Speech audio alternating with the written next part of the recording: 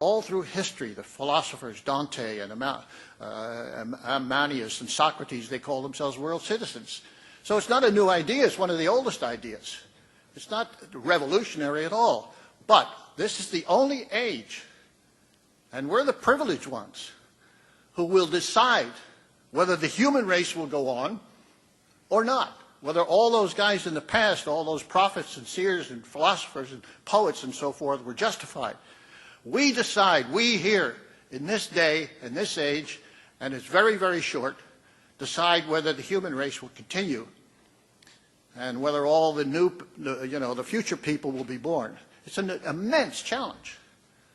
And it requires intelligence and guts, courage and commitment and so forth. But the tools are there.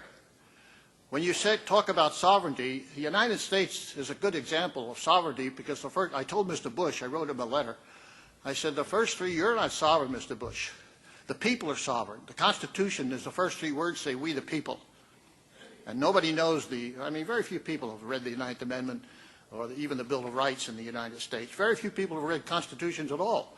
But most of the state constitutions say that this Constitution derives from the people.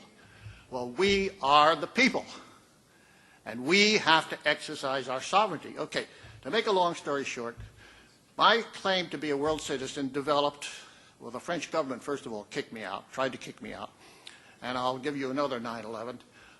On September 11th, 1948, I went to the United Nations General Assembly meeting, which was in Paris. The only time the General Assembly was out of New York was in 1948.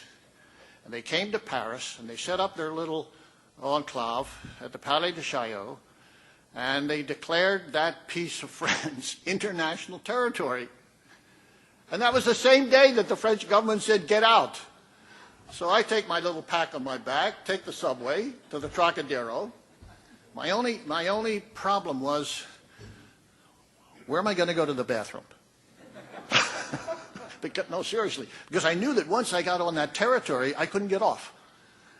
And I got up out of the subway, and there, happily, I see they had built a little restaurant on the park. Oh, thank God I'm saved.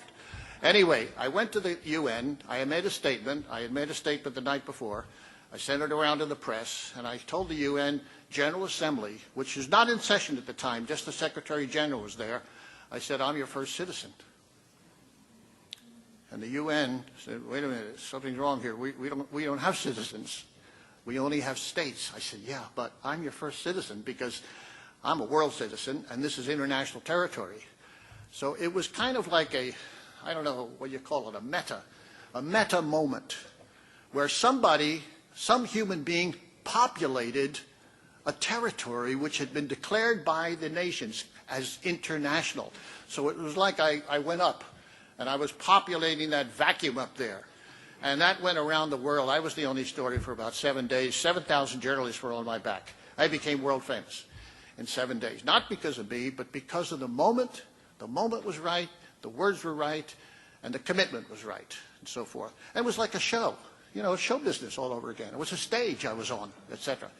That developed into, we registered 750,000 people practically overnight. We set up the International Registry of World Citizens. We started issuing documents based upon world citizenship. In fact, I don't know, you've seen this passport. This passport is one of the most important key documents in the world because it represents one world, no frontiers, freedom of travel, and humanity. And I have traveled with this document to India. I've traveled back from India with the first one, which was really Mickey Mouse, number 000001. Try that someday.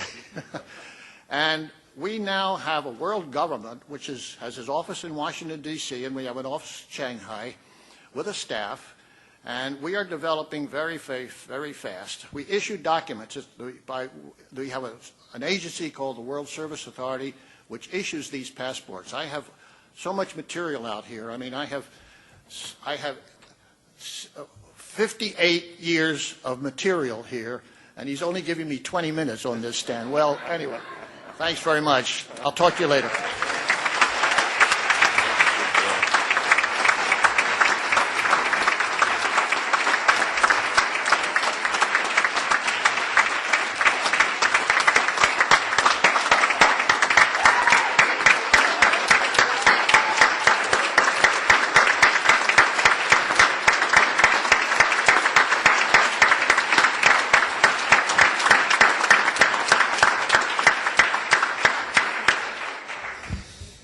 That's incredible. What a pioneer for all of us.